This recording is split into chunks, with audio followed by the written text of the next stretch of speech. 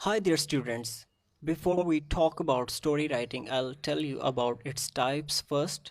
Here are some types: fiction writing, fairy tales, horror stories, non fiction, and crime. Fiction की बात करते हैं। Fiction एक बनावटी स्टोरी होती है जो इंसान खुद से कंस्ट्रक्ट कर लेता है, उसका रियलिटी के साथ कोई ताल्लुक़ नहीं होता। फिक्शन में ऐसा होता है, साइंस फिक्शन भी हो सकती है, जैसे आपने स्पाइडरमैन देखा, उसमें एक कीड़ा काटता है और उस कीड़े के बाद एक दुनिया ही बदल जाती है। This is all science fiction. इसके ऑपोजिट नॉन फिक्शन होती है जिसमें आप रियलिटी की बात करते हैं, फैक्ट्स एंड फिगर्स को देखते हुए बात होती है। जैसे for example Muhammad Ali boxer है, उसकी स्टोरी को अगर आप बयान करें तो वो एक नॉन फिक्शन स्टोरी होगी। आपकी बायोग्राफीज़ होती हैं, किसी की लाइफ के ऊपर जो बात होती है उसको भी नॉन फिक्शन में हम देखते हैं। फेरी टेल्स होती हैं, जिस तरह बचपन में हम परियों की कहानी सुना करते थे, उनको फेरी टेल्स कहते हैं। हॉरर स्टोरीज़ होती हैं जिसमें एक खौफ का एलिमेंट पैदा किया जाता है। वो खौफ का एलिमेंट सस्पेंस के ज़रिए भी पैदा किया जा सकता है, थ्रेट्स के ज़रिए भी पैदा किया जा सकता है। किसी भी तरीके से हॉरर पैदा होगा तो उसको हॉरर स्टोरी कहेंगे। क्राइम स्टोरी होती है, क्राइम स्टोरी जो आपके इर्द गिर्द सोसाइटी में हो रहा है, उसको आप जुल्म सितम को आप जब बयान करेंगे वो क्राइम स्टोरी में आएगा। मॉरल स्टोरी भी आप इसको कंसिडर कर सकते हैं अगर इसमें कोई मॉरल निकल रहा है। अच्छा, क्राइम स्टोरी भी फ़िक्शन भी हो सकती है, नॉन फिक्शन भी हो सकती है। अगर कोई झूठी स्टोरी बनाई है आपने तो वो समहाउ वुड बी फिक्शन। और अगर फैक्ट्स एंड फिगर्स पे आपने एनालिसिस किया है किसी जुर्म का और आपने एक स्टोरी पहुंचाई है तो उसको हम नॉन फिक्शन में देखेंगे। जैसे अखबार की जो रिपोर्टिंग होती है उसमें क्राइम बीट होती है, क्राइम बीट स्टोरीज़ होती हैं। और इन्वेस्टिगेटिव स्टोरीज़ भी होती हैं जिसमें इन्वेस्टिगेशन का एक एलिमेंट आ जाता है। अब डिवेलप कैसे करना है आइडिया, एक चीज़ आप याद रखें, जब भी आप आइडिया डिवेलप कर रहे हैं आप फ़र्क देख लें। अगर फैक्ट्स एंड फिगर्स की बात कर रहे हैं तो फिर उसमें आप इर्द गिर्द की गप्पे नहीं छोड़ सकते। अगर आप फिक्शन लिख रहे हैं तो फिर तो आप कोई भी बात कर सकते हैं। अच्छा, एक चीज़ है कि आपको करैक्टर्स लाजमी देखने चाहिए कि हमारी स्टोरी में करैक्टर कौन कौन से हैं।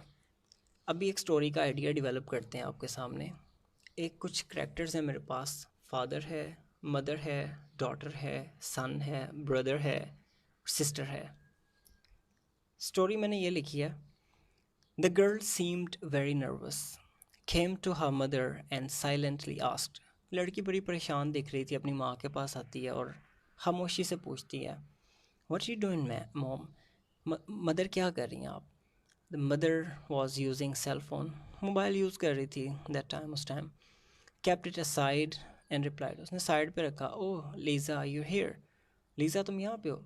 अच्छा, एक चीज़ है, अगर उसमें डायलॉग्स आ रहे हैं स्टोरी में तो आप उसको इन्वर्टेड कॉमर्स में लिख सकते हैं, उनकी बात को same to same. Came early from school, question है। अब जब उनकी बात लिख रहे हैं तो आप इसको प्रॉपर स्ट्रक्चर की भी ज़रूरत नहीं होती सम टाइम। मतलब अगर यहाँ पे हम लिखते did you come early from school, वो शायद अजीब लगता। केम अर्ली फ्रॉम स्कूल ये थोड़ा रियल लग रहा है, real conversation. The little girl wanted to say something, अब ये राइटर की अपनी बात है। But ran to her room, लेकिन अपने कमरे में चली गई, कुछ कहना चाह रही थी। Her mother was already careless about her, अब ये उसकी मदर की फर्दर एक्सप्लेनेशन है कि उसकी माँ की नेचर बताई गई है कि वो एक केयरलेस खातून थी और कभी भी परेशान नहीं थी होती कि क्या हो रहा है उसकी डॉटर के साथ। अच्छा, ये करैक्टर्स को देखते हुए आप एक एक करैक्टर को एक्सप्लेन कर सकते हैं। अच्छा, जब वो रोम में भागी है तो एक पॉसिबिलिटी ये हो सकती है कि रोम में उसका भाई था और वो उससे पूछता है कि व्हाट हैपेंड। दूसरी पॉसिबिलिटी ये हो सकती है कि अभी वो भाग ही रही होती है कि उसका फादर जो है वो गेट से एंटर हो जाता है, जिसको सेटिस्फाई करने के लिए उसकी माँ जो है वो उसको कहती है कि हेलो लीज़ा, लिसन लिसन, कहाँ जा रही हो बच्चे, व्हाट हैपेंड, क्या मसला हुआ है। जस्ट ये शो करने के लिए कि वो उसकी केयर कर रही है। अच्छा, ये तो वक्ती सिचुएशन है, सिचुएशन बेस्ड होगी। और दूसरी चीज़ ये है कि आप कॉन्टेक्स्ट देखेंगे कि एक प्लॉट, एक सीन दूसरे सीन के साथ कनेक्ट कैसे हो रहा है। अब हर एक करेक्टर के साथ एक नया इंसिडेंट हो सकता है। फॉर एग्ज़ाम्पल फादर है, फादर ऑफिस में उसके साथ हो सकता है कोई वाक़या हुआ हो। किसी के साथ लड़ा होगा या किसी के साथ प्रॉब्लम हुई होगी, वो भी आप मेंशन कर सकते हैं। जैसे मूवी में सीन चेंज होते हैं, एक सीन के बाद कट होता है, दूसरा एक नया ही सीन शुरू हो जाता है। You can do the same thing in your story, idea develop करना। अच्छा, ब्रदर की नेचर आप बता सकते हैं कि ब्रदर जो था वो बड़ा केयरिंग है, और दूसरा पार्ट टाइम जॉब करता है, सुबह टाइम स्टडी करता है, और उसके स्कूल में क्या हादसा हुआ उसके साथ, या उसके स्कूल में कैसी उसकी लाइफ है, या वो बड़ा ब्रिलियंट है, उसके मार्क्स बड़े अच्छे हैं। ये चीज़ें आप डेवलप करके एक अच्छा आइडिया डेवलप कर सकते हैं। उसके बाद अब इनके आपस के मामलात कैसे चल रहे हैं, डायलॉग्स आप डाल सकते हैं, कंक्लूजन डाल सकते हैं स्टोरी में।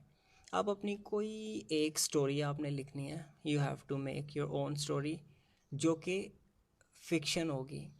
फ़िक्शन का मतलब है कि आपने अपने पास से एक स्टोरी बनानी है।